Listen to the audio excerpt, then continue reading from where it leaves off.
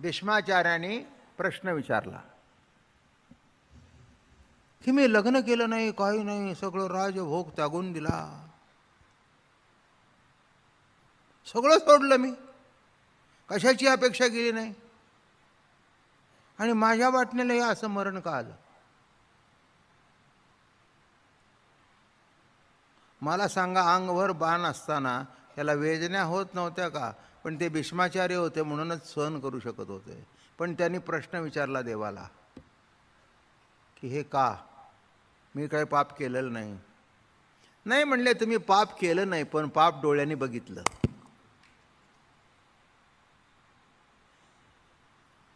ज्याच्या हातात काही नसतं त्यांनी पाप बघितलं तर काही हरकत नाही, त्याच्या हातातच काही नाही तो काय.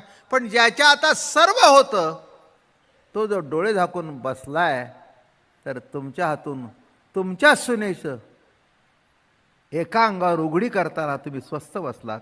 तुम्ही दुर्योधना एक शब्द म्हटलं असतं ते तिथलं थांबलं असतं, पण बघितलं हे पातक तुमच्या हातून घडलं, म्हणून हे 18 दिवस तुम्हाला ही दशा आहे.